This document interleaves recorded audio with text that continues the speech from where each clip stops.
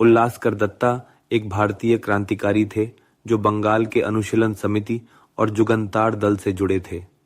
ब्राह्मण बारियां वर्तमान में बांग्लादेश के कलिकाच्चा गांव में जन्मे वह बारिंद्रा घोष के करीबी सहयोगी थे और जुगंतर समूह के प्रमुख बम निर्माता थे।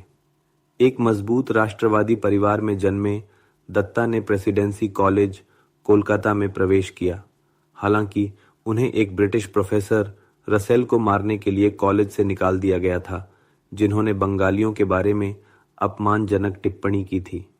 1905 के दौरान उन्होंने सक्रिय रूप से भारत की सेवा करने और बम बनाने के लिए अपना जीवन समर्पित किया। बचपन से ही रसायन विज्ञान के प्रति उनका एक मजबूत झुकाव था। Father Dwijadas Datta Gupta Shibpur BI college में प्रोफेसर थे। उस आधार पर वह अपने क्वार्टर से अपने पिता की प्रयोगशाला से विभिन्न रसायनों को इकट्ठा करता था और प्रयोग करता था। प्रसिद्ध अलीपोर बम मामले में दत्ता को 2 मई 1908 को गिरफ्तार किया गया था और शुरू में मौत की सजा सुनाई गई थी।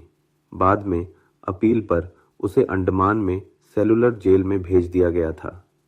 सेलुलर जेल में दत्ता को क्रूर यातना और बार बार इलेक्ट्रोक्यूशन के अधीन किया गया था, जिसके कारण कहा जाता है कि उसने अपना मानसिक संतुलन खो दिया है।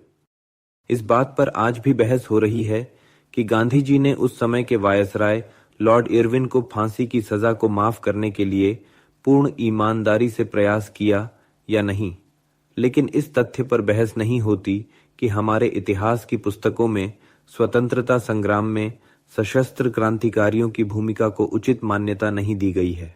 इतिहासकारों ने भारत की स्वतंत्रता संघर्ष को केवल एक पक्षीय अहिंसा की कथा के रूप में मूल्यांकन और विश्लेषण करने में संकोच दिखाया है।